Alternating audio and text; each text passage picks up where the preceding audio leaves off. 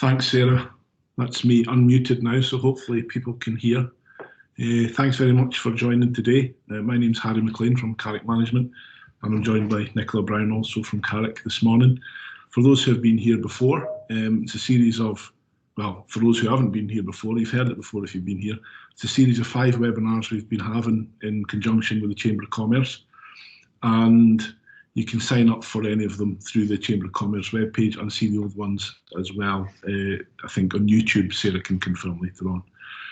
In the fifth, this is the third of the 5, and we're talking today about how business minds are being developed.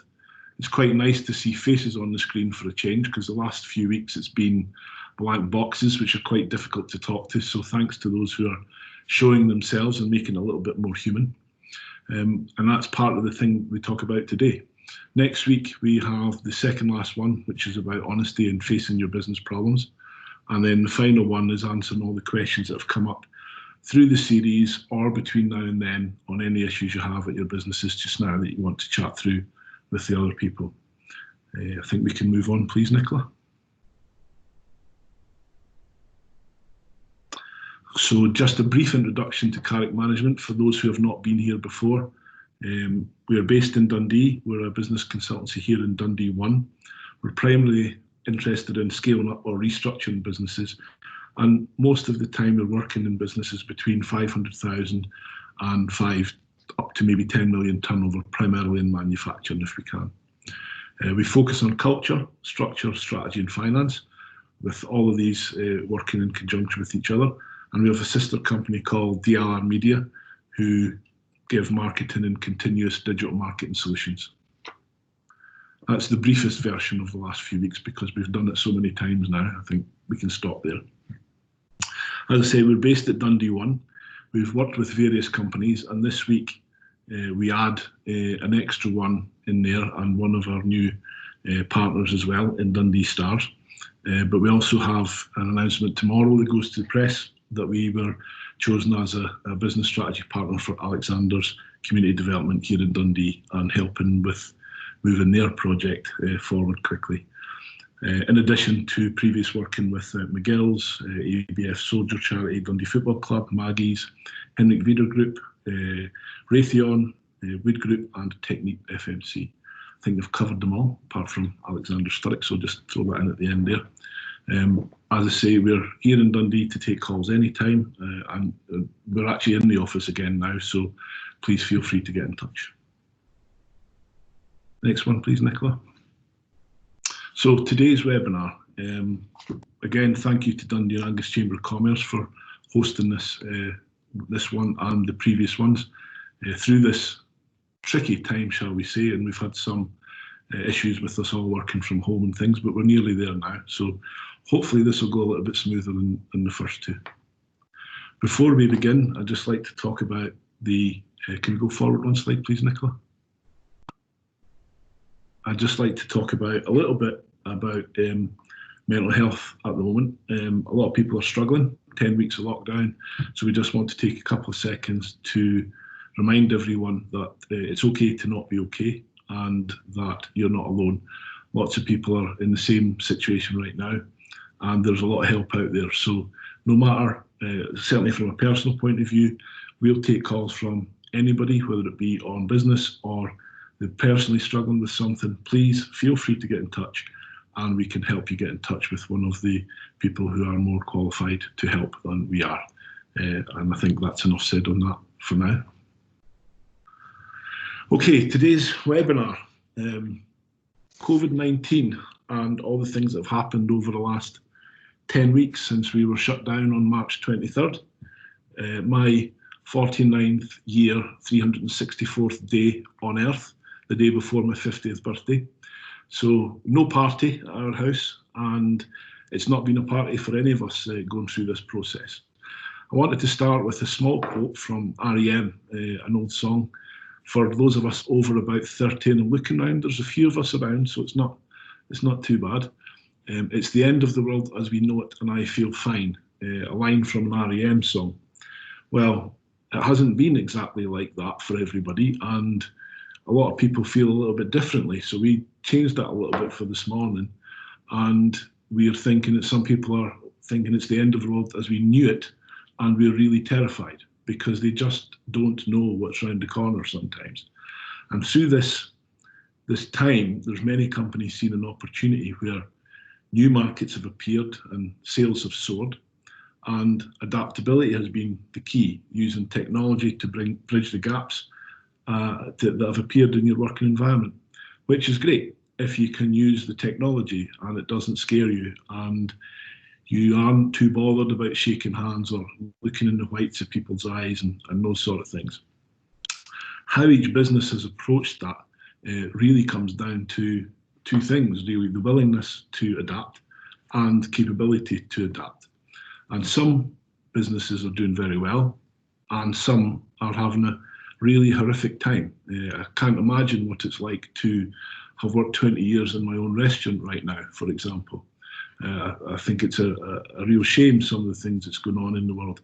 On the other hand, there is huge opportunities, as we've spoken about in the last webinars, on what you can do to make your business adapt to what we now call, I'm trying to avoid certain terms because I don't like them, but I think the different environment that we're in today. And hopefully we can give some information and some help and talk amongst each other on some of the things we can learn from. What is really clear is that nothing, really nothing, will go back to the way it was in a hurry, if it ever does. I think we're seeing people now working from home who are getting used to seeing their children again every day. We're seeing people who, and we were talking actually just with the Chamber of Commerce ladies before we came on, it's actually very easy for some people, or not easy, that's not the right word, it's more simple for some people to work from home. And maybe we're finding out that that's a better way to work. And Nicola and I were talking this morning, and we think, you know, the 9-to-5 world has completely changed on its head now. And there are some challenges with that as well. So can we go on one, please, Nicola? Here at Carrick, we usually work under 4 threads: culture, structure, strategy, and finance. These are the 4 pillars that we look into in all the businesses we work with, and we try to make improvements in those areas. For us, the first 3 are the most important: culture, structure, and strategy. Finance is always something that, well, we generally can find a mathematical solution or some kind of solution for that. But the others are all about people. They're all about communication. They're about the personal touch, and they're about trust. And those 3 things are somewhat missing in some of this COVID-related solutions. At this time, we would say that how do you maintain these key elements without face-to-face handshakes, meetings in rooms with 8 people fighting it out? How can you make that all happen well within the boundaries of social distancing? It's quite difficult going forward to imagine that we're all going to sit in a room again at a board table with 20 people for 3 hours at a time thrashing out all the issues. I can't really see that returning to normal. Each industry sector will be different, and they will face and adapt to the challenge differently from each other. So we'll talk about a little bit about those as well. And we should also challenge whether sitting in a room with 20 people at a meeting was ever important in the first place. People travelling from all over the country, really impacting on the environment. I think a lot of people are taking the environment more into consideration now. We've been told, I personally work in Rotterdam and Amsterdam every month. I really don't want to go back there in a hurry, not because I don't like them, but I don't see the point of the 2-hour travelling to an airport, 2 hours sitting in the airport, an hour and a half on a plane, all the other things that go with it. Could I spend my time better doing a little bit of exercise, looking after my well-being, and working straight from a screen like this? I think that's maybe something we should be considering going forward. Continuous personal development. I think a lot of people are now learning, and I think we talk later on, or Nicola talks later about online courses, online things we can do. I don't think there's anybody come through the last 10 weeks and not learned something about themselves, about their business, about the way they work, all those things. And if they're really honest, did they do that at all in the previous 10 months? You know, sometimes businesses are just turning over and turning over and turning over, and people are not going out and learning and doing new things, and now they're being forced to. And I'm not sure that it's a choice as such, but it's a necessity now. I'm going to hand over for the presentation in the ongoing part of the presentation from Nicola. We would hope that people will ask more questions today, because this is about what's affecting you guys and if we can help in some way. So please feel free to fire on with your questions. We're happy to stop at any time for these questions and see what we can do to help. Over to you, Nicola. Thanks, Harry. So just really a reminder to kind of keep things positive. It is really difficult. I'm sure everyone's had not so great days and better days through this journey, through the lockdown situation that we're in.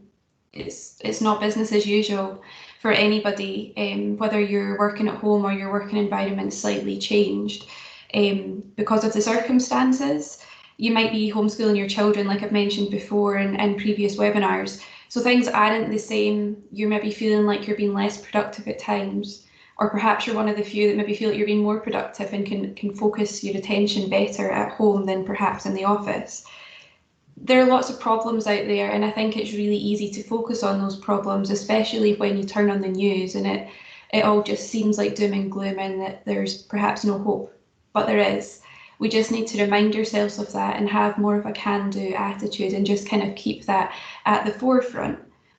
So what has COVID-19 taught us? Harry's already mentioned a few things. That we can remote work is one of them. I think from some of the clients that we work with in previous organisations that we've worked with, perhaps months ago, the thought of everybody working from home was just, oh, it'll never happen. There was all these barriers put in place in order to make you think that it wasn't achievable. But almost overnight, we've had to adapt and learn to this way of working.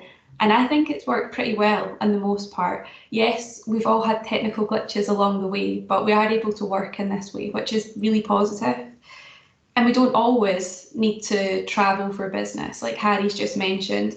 It saves time, which is a huge benefit. You could be getting on with stuff and adding value in a different way rather than sitting in an airport for a while, a bit limited about what you can do work-wise from there. And it's even better for the environment, like Harry's talked upon too. So it just really shows that there are different focuses for people now. Because of this change, we've been able to look at things perhaps in a positive way and change the way we do things. I know that I've seen some businesses online saying that they're never going back to the office. They're going to continue to work from home. And I think that's really positive. If that works for you and you've noticed that that's a great way forward, then why not? You can cut down your business costs from renting an office space and work from home. I really think that in amongst us all, your customers have had a shift in their mindset as well. Perhaps they're looking to do business in a more local way where they know the face of the brand and that they can engage with your brand. But in this, consider being authentic in everything that you do so people can get to know you. And I'll talk about a little bit about this later as well, but look at your markets and research what that is. Your market share has likely gotten bigger from the local area. So just really find a way to engage in that and really promote your business more locally and get that custom there. So there is positive lights and different ways that you can look at your business, but maybe just keep them on a post-it note near your working environment so you can just take a look at those on the moments you're maybe feeling down about something. But staying positive doesn't mean that you need to be happy all the time. It's really unrealistic that it's going to be like that. It just means that you know that there's dark days, but you know that there's better days coming, and that's just really a piece of hope and light to hold on to. So connecting with your employees and your teams is really important at this time, and it's perhaps one of the trickiest things to navigate. Harry and I have often said it's sometimes strange not to be able just to bounce an idea off each other because we're not sitting in the same office, we're not in the same building, so it seems a bit pointless picking up the phone for like it's something that's quite trivial, but they're often those important connections that build up the network and build the relationships. So try and find a way that works for you and your teams that connects each other, whether that be a 10-minute call each day or every other day, just so people can check in with one another and, you know, have a bit of a laugh and get to know each other and really see how these people are doing, your teams are doing, and be empathetic, because we all know that it's a difficult situation that we're working in. I would encourage you to make sure that as business leaders, that your messages are clear to your teams so that they can understand what's happening, that you know they're on the journey with you and that they can see their place in that. And with that, we'll instill them with confidence, because I know for a lot of people, it can be quite unsettling working from home, not being around their usual team and having that direction and guidance. So yeah, just making sure that they're okay, and if they have any questions, that you're there to answer them for them. So it's about building those trusting relationships and finding a way that works for you and your teams, and being able to influence others in terms of the way that they're perhaps working from home, and in, you know, maybe providing them with other ideas and ways that would support them better and leading them through this difficult time. Just encourage ideas and different platforms to do this. If you're using Teams, there's like a collaboration space on there that you can share things with one another, slightly like social media, and it allows people just to engage with that content perhaps in an easier way that seems less formal. And so tools like that can really help. I know that some employers are really, like Harry's mentioned, it's like the 9 to 5 mindset, and, you know, maybe monitoring them from home and seeing, you know, how much time has been spent on screen and seeing if they've been productive or not. But I think Harry said something this morning along the lines of like recording your 9 to 5 work is, you know, it's really having that 9 to 5 mindset, like you're clocking out, rather than maybe having, you know, the time away to think about things in a broader horizon. Another thing in a conversation piece you could perhaps discuss with your employees and think about is really the return to work and how that will be. A lot of people have spent a lot more time with their families and their children, and perhaps there's a fear of coming back into the office because there's a separation. So bring these things up in a safe way and encourage that communication, because we're all people at the end of the day. We all have families and have other cares other than the workplace, and it's good to talk about those things rather than it just being black and white on that. Harry, did you have anything else to add on this one? I know that we were talking at length about it earlier today. Yeah, sorry, Nicola, I was just unmuting there because they're making it so it could be heard. Yeah, I think when we're talking about changing our mindset, I've never really believed in the 9 to 5 working thing. I never really believed you should be rewarded for the amount of time you're sat at your desk. That doesn't seem to be a thing to me. It hasn't been a thing in my entire working life. I think we spoke about that earlier in the recruitment process, Nicola. I think that's not how I work.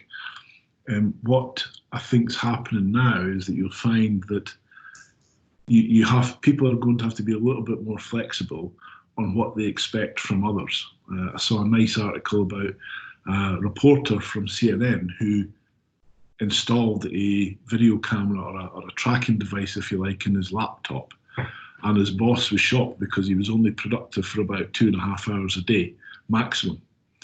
And the thinking time, the other things that he needed to do in the process of getting his work done is not recorded anywhere on his laptop tracking device, shall we call it that. And then they extended it out to a bunch of other people in their office. There's about 40 people. And the maximum, I think the maximum productivity time that this computer generated was around 40%, that people were only productive for 40% of the day across a whole office. And they found that hard to believe, but actually if you think about it, most of the really good business ideas, for example, do not come while you're sitting typing out an email to someone. They come at another time when you're thinking, where you're reading, where you're looking through your operations or your projects or your problems. They don't come necessarily in the time you're sat on your backside watching the computer screen. So there will be a change for sure, and I think there will also be a rebellion in a way against people being chained to their desks and chained to their offices, because a lot of managers of old, it's still very much an industrial revolution type working environment we have in many businesses. where people are expected to work on a kind of piecemeal basis. I've never done that. If anyone's worked with me in one of the factories we work in, there was a Victorian thing called binting. There's a few people already heard that from me here, where if you had to do a certain amount of pieces of work per hour and you were much quicker than that, one of your colleagues would come over and literally punch you at the top of the arm to make sure you couldn't work quickly and you slowed down and you got back to the average of everybody else. This is going to be a thing that comes now with a focus on how people work at home, how people work in the office, how they communicate with their clients, how they communicate with their customers, with their suppliers. All of that is really changing rapidly. In the last 10 weeks, it's probably moved on from, anyone who used Zoom last year will know that it worked perfectly well. And then all of a sudden, the entire world started using it in March and it stopped working. It was hopeless. And it's been changed and it works better again now. But last year, it was like a secret. This year, it's like how you talk to your granny. It's just something it's happened very, very quickly. And when we're talking about changing your mindset and trying to be calm in amongst this chaotic environment, you might also really miss the day-to-day work with 20 people in the room. That might be what drives some people, and they're going to have to find the way that gets them forward. So it's not the same for everybody. We just have to bear in mind that we're not all the same, and we're all changing at a different pace from each other. Sorry, Nicola, I rabbited on a little bit too much there. No bother at all, Harry. So yes, it's just really focused on this slide. It's just really about engaging with people and thinking about how you do that and encourage one another through that process. The next slide I'm just touching on is what you're doing with your exercise. Are you getting enough sleep and your mental health? So to grow your business minds, I really fundamentally believe that you need to be in the right headspace to do this. And I believe to get in that right headspace, there's these 4 things that I think are key in order to get there. So it's checking in with yourself and looking at your mental health. And there's a variety of ways that you can help your mental health, and all of the things here, like eating well, exercising and sleeping, all go towards how your mental health is. There are apps that you can use, such as to do mindfulness, like Headspace and Unmind. They're very helpful and they work for some people, and they really find them that they help and assist them.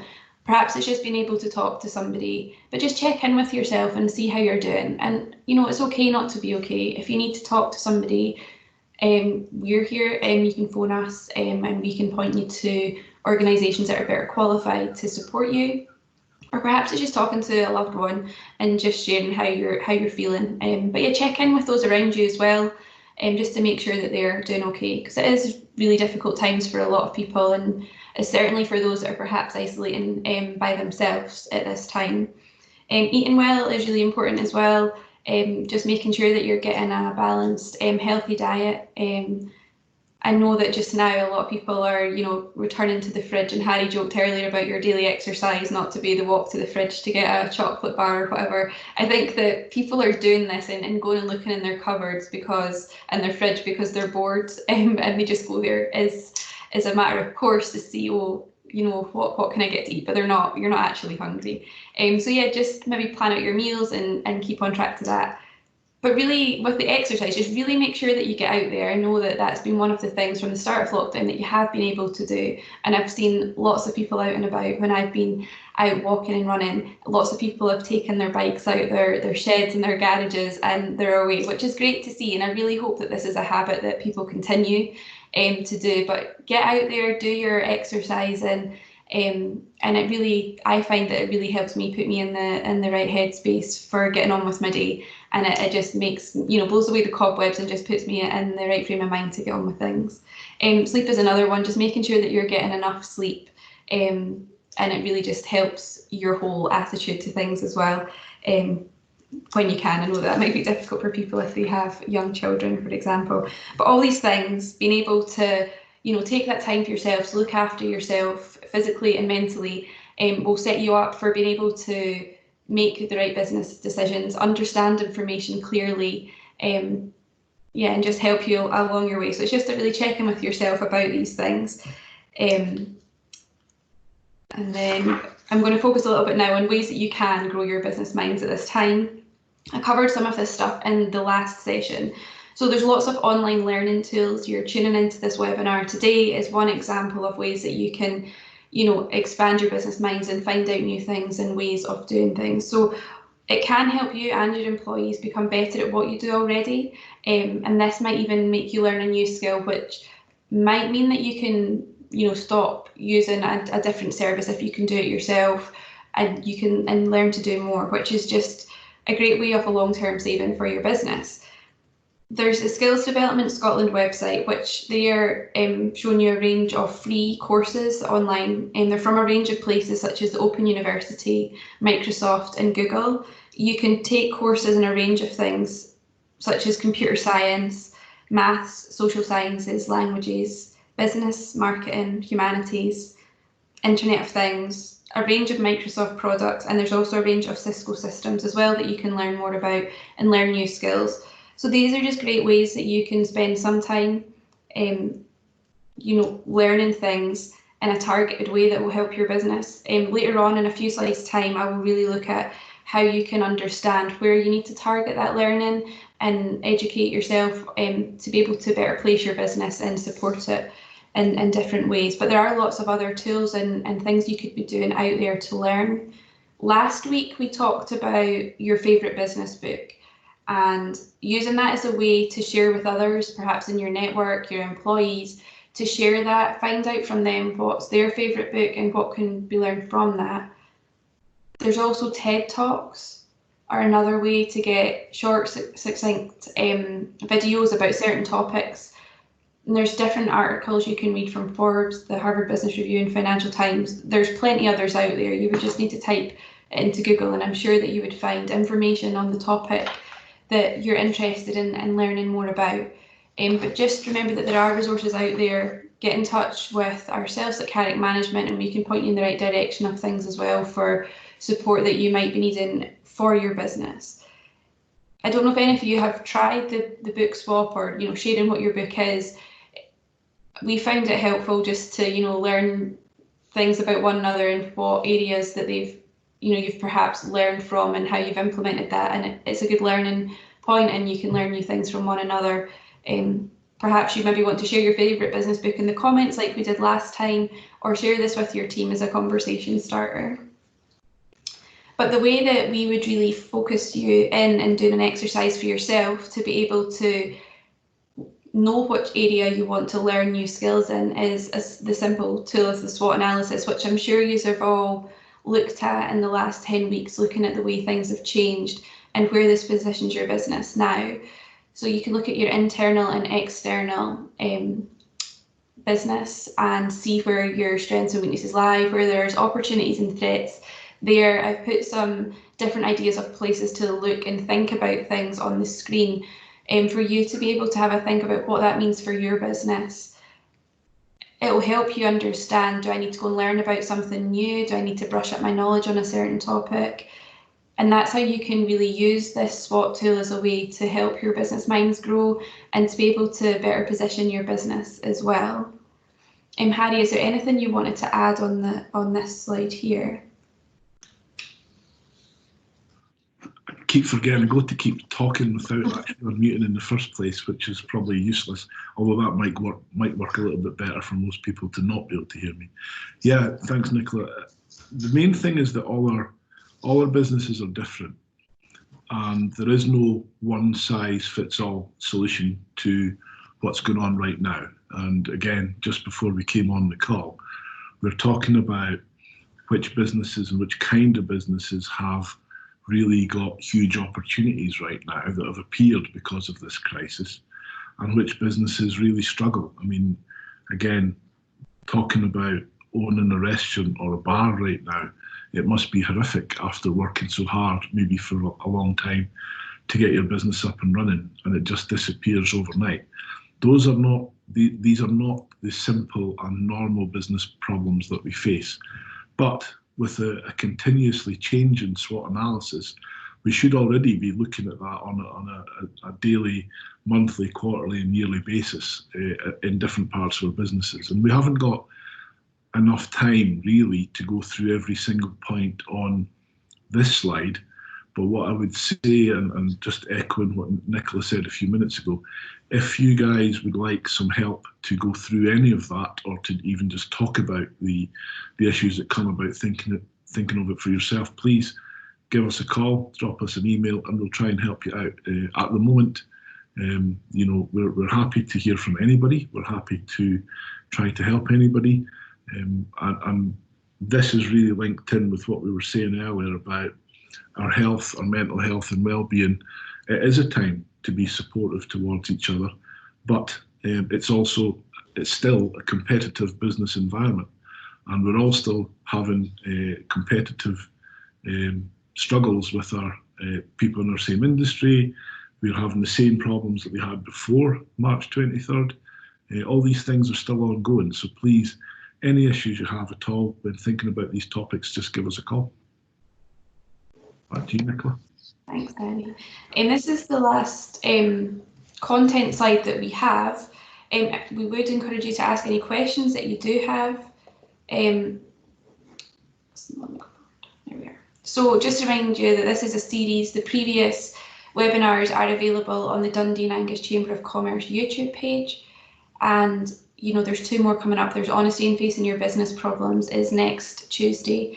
And then 2 weeks following that, on the 23rd of June, we will be answering your questions. So if you do have anything that you would like us to cover in that webinar, please just send us an email. The email address is on the screen just now, so we can know what your topic is, your question is that you would like us to touch upon in that session.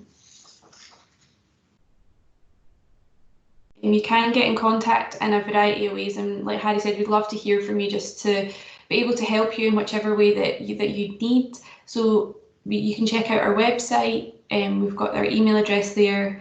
You can give us a phone in the office. It's diverted to mobiles as well. We've got our LinkedIn page and Twitter page as well. So I'd just like to open it up if there are any questions.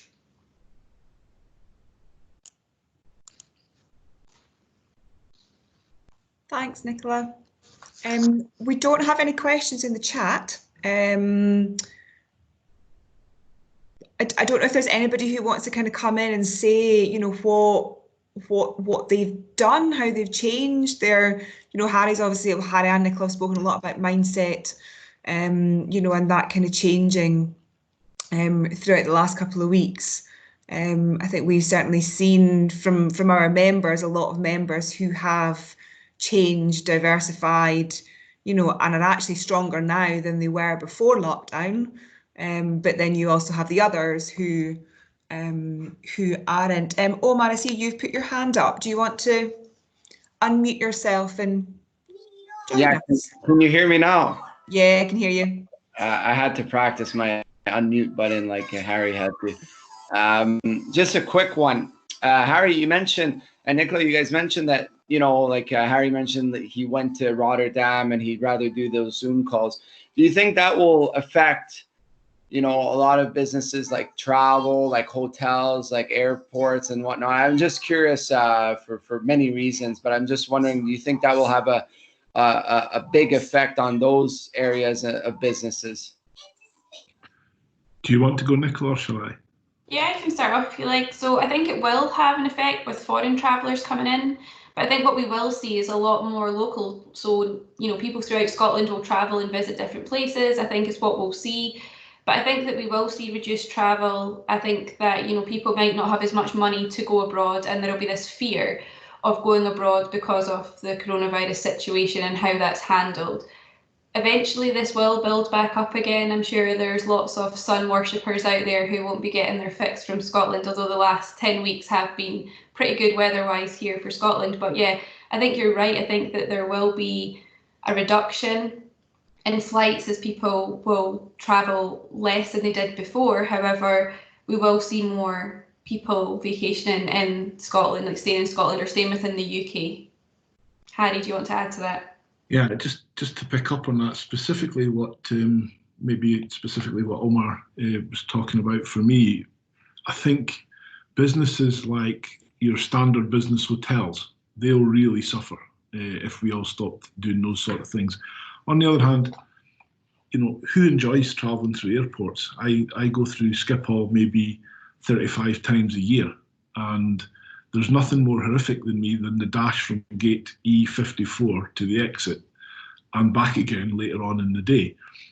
These are not pleasant places to be most of the time. They are simply a hub to get from one place to the other, and we'll still have to do it. I mean, Omar, we've had and I see Trevor there as well, and a couple of other people I know. We've had face-to-face discussions and face-to-face meetings.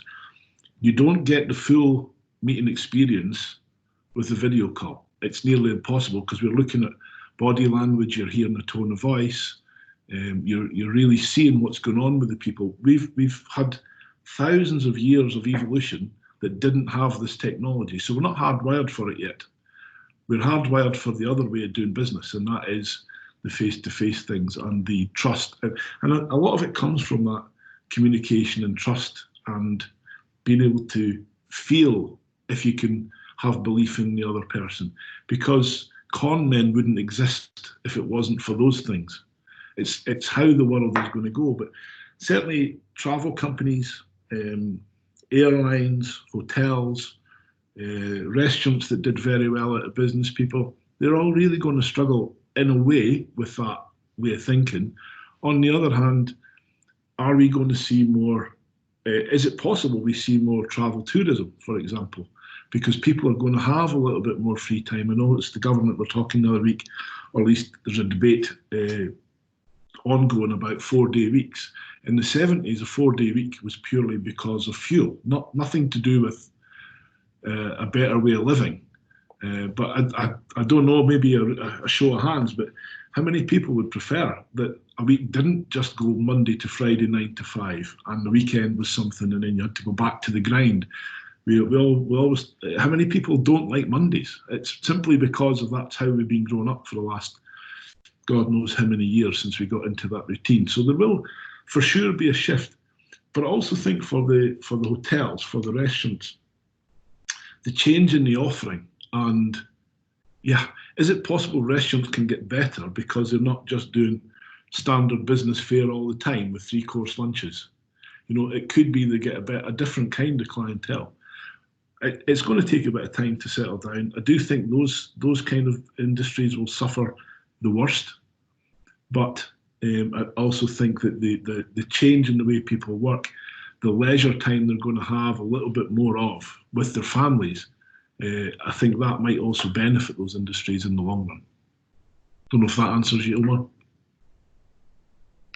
He's back on mute again. Yeah, no, it did. No, I was just curious with everything. Maybe I had one more follow-up question for that. We talked about airlines, hotels, and restaurants. Now, if you talked a lot about working at home or working, well, obviously at home, do you think like local, I guess, offices will be affected directly? Do you think people will see the benefit of just saving that cost and having people work from home, more flexibility? Do you think the office spaces will be affected directly with this? It's possible, but I mean, I know certainly from well, I much prefer when I've got Nicola and Daniel and the guys all sitting in a room and we can talk and we can bounce ideas off each other all the time. Nicola and I maybe have video calls 4 times a day at the moment, and it's not this. It just isn't the same. We get to a degree of communication where we exchange the relevant information, but we're not getting the 20% on the peripheral, which is not said, you know, just like this.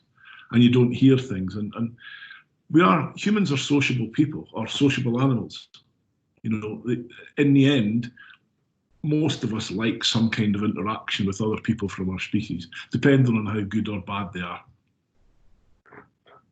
So I think there is certainly a place for offices.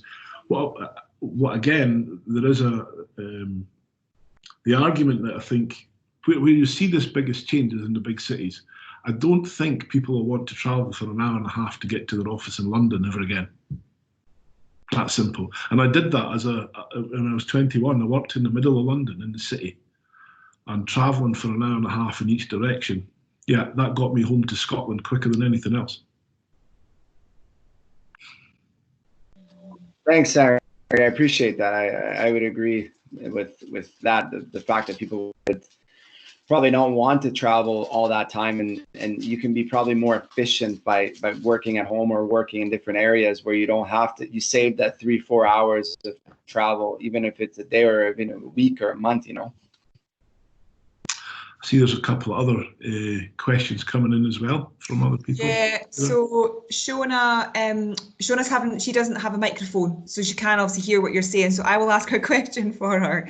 So she's asking, how would you suggest tackling mindsets that are still stuck in the rigid format in 9 to 5?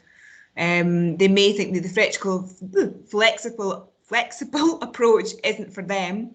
Do you have any tips to help bring them on board? Can I go on this one, Nicola? Is that okay? Yeah. I think when we talk about the 9 to 5 format, I think that was changing anyway with technology over the last 10 years. It's really moved on a long time since we all had to buy little cameras and hopefully get them working on the top of our PCs. It really depends on the industry for me on how rigid these things are. Quite often so for example, I do a lot of work in the offshore industry, and those guys are really set on shift work, manufacturing in shifts, those sort of things. Quite difficult to change that part, but the communication with the clients and the suppliers has changed considerably, certainly in the last 5 years, but absolutely in the last 15 years, since email, since video calling was possible. All those things have been changing. What I would say there's two angles. One is from the employee's point of view. I think simply have the conversation with your employer. And the other way around, the employer has to be willing to listen, because I feel that not long from now, one of the major changes we'll see, when computers came along, nobody cared how many hours people looked at a screen. It was 8 hours a day, 9 hours a day, nobody knew the consequence. We're not going to know the consequence of forcing people to work in an office against their will for another few years and a little bit more research.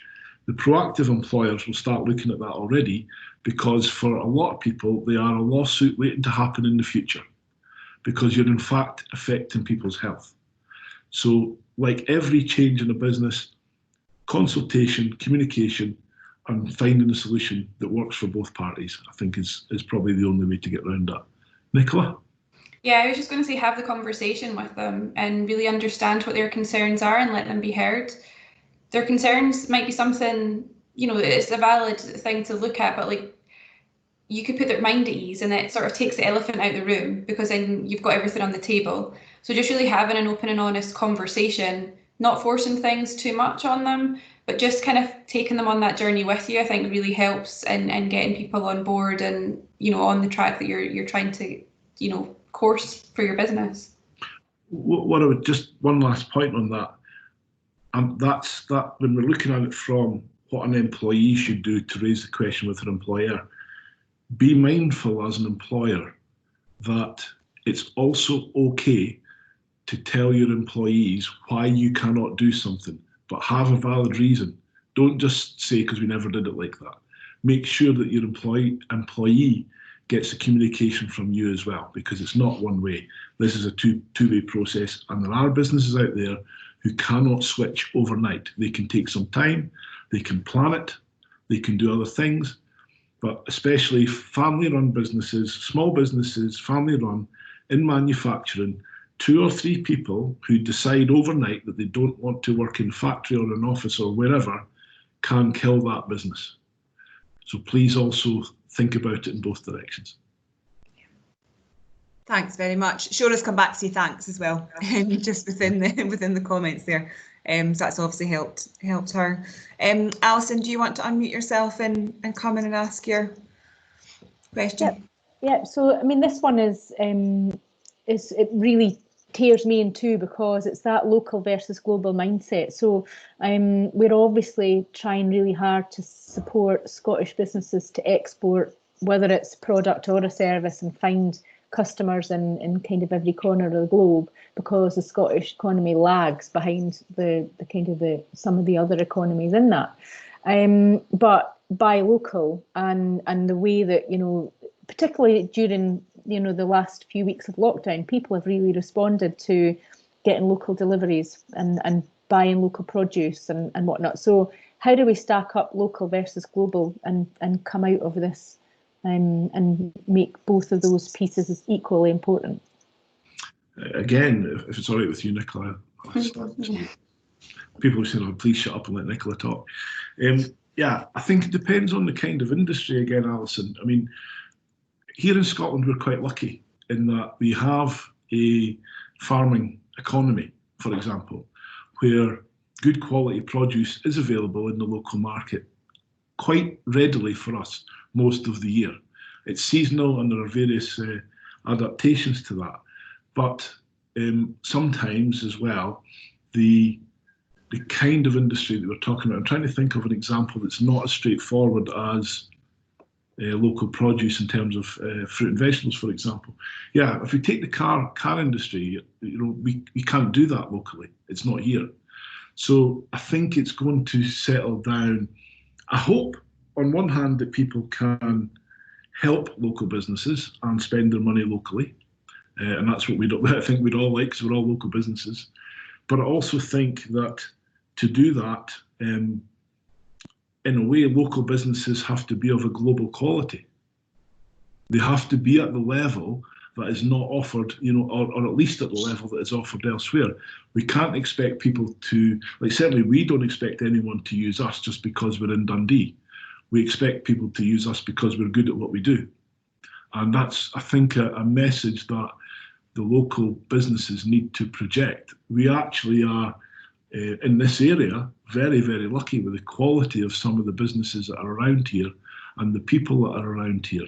I grew up in Dundee thinking that I ended up being a managing director of a 50 million turnover business.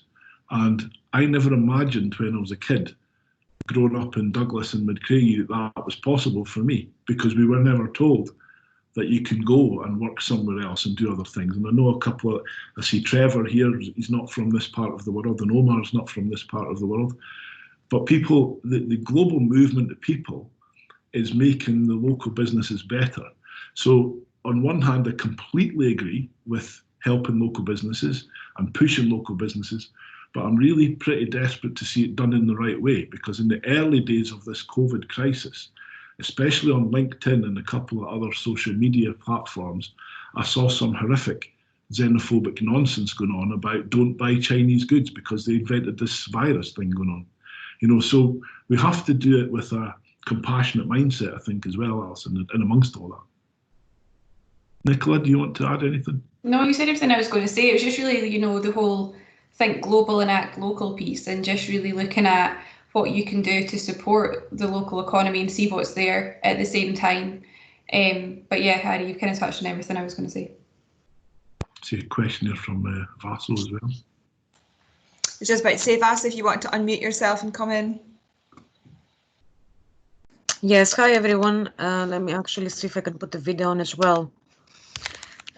So I work with Circular Dayside, and at this moment in time, it's quite difficult for us to kind of go for an angle that covers green recovery without sounding insensitive. We're not trying to go for either sustainability or recovery. We're trying to have both. And it's quite a difficult angle to go for so far. I wanted to ask you your opinion on how that might look like, because it's imperative we come out of this in a greener way as possible, but we don't want to discourage people from engaging with us by sounding insensitive about it. So yeah. Can I answer this, Nicola? Because this is something I'm very passionate about on the sustainability side. Thank you for the question, Vaso. I work in the oil and gas industry, which is perhaps over the last 50 years or so, one of the least environmentally friendly industries on the entire planet.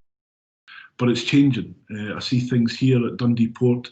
I see things in Aberdeen, Montrose, local ports all around that change that. And certainly from Amsterdam, when we talk about sustainability, I think your message can be quite simple. If you can link sustainability to cost savings, you're not being insensitive at all. And sustainability, in nearly every case, if you can make something sustainable, you're also saving them money, and that's helping their businesses. So I 100% think every time we talk about sustainability, you can't have the old-fashioned, you've got to do it in a sustainable manner, but not talk about the economic benefits. It has to be linked directly to economic benefits now, and you don't sound like a crusader or anything like that anymore. You're talking about someone who's improving a business, and that's what when you bring sustainability to even an offshore company, you're telling them how to save money in the long run, and they love that. They probably, some of them don't care too much about the word sustainability, but if you tell them they're going to save some money by using these sustainable processes or whatever way you want to do it, you can actually add to their bottom line, and that will make them listen 100%. Okay, thank you very much, Harry. I don't know if that's clear enough for you, but if yes, you want to absolutely. talk about it, please give us a call offline, because this is something I really can help with, because I've been doing. That would be really, really helpful as we're kind of developing some material just now to engage more. So it would be really helpful to go over that with you. Please give us a call. We can help you with that. Will do. Thank you, Harry. No problem. Nicola, do you want to add anything? No, you've touched on everything. Yeah, be on board with that one. I think there's a question here from Maria as well. So Maria was connecting with Vaso. Okay. Maria's looking for kind of local suppliers. Well, I guess Maria's possibly got more of a comment then regarding the sort of businesses becoming more greener. Maria, I don't know if you're able to unmute yourself. Oh. Hello, hi. I'm in the kitchen, which is why I'm on mute and on. It wouldn't be a webinar, Maria, without kids appearing somewhere. I know. Yeah, so I don't know what you asked me. Sorry, it was just that it's a massive issue for us everywhere we turn to try and be sustainable, do recycling. Everyone wants to charge us, and we're not at a point in our business where we can afford to keep just paying out more and more money. And yeah, but yeah, I don't know what the answer is. Just very briefly on that one, Maria, I understand your issue and I completely agree. But depending on the kind of waste and recycling you have, it's possible there's ways to make money from it, not cost you money. Okay. So I've got your details, as you know. I'll send you some things offline that will give you opportunities perhaps to sell that product rather than to have to pay to have it collected, depending on what it is. Right, okay, fantastic. All right, thank you.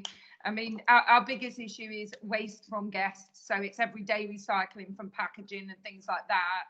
And, you know, the local council don't pick it up because we're a business, so we have to pay for it to be done. I'm looking into that at the moment, which is why I wanted to speak to Vaso. Okay, great. Thanks very much. Okay, we don't have any more questions. I don't know if anybody has anything that they want to say. If you do, just put your hand up if you've got that function. I'm conscious that we're also kind of coming up to 11:30 as well, and I'm sure there's other webinars that people are jumping on to. We're all good now. Okay, yep. Looks like we're all good. So as Harry and Nicola both mentioned, the next webinar in the series is next week. And anybody who has questions for that session 5, which is the 23rd of June, then just send that over to the email address. I'll be putting out a survey just after this, and I'll include that email for the questions that you can send over to Harry and Nicola for that last session as well. So that's all from us. Thanks very much to Harry and Nicola for presenting. And yeah, I'm sure we'll see you all next week. Thank you, everyone. See you later. Bye.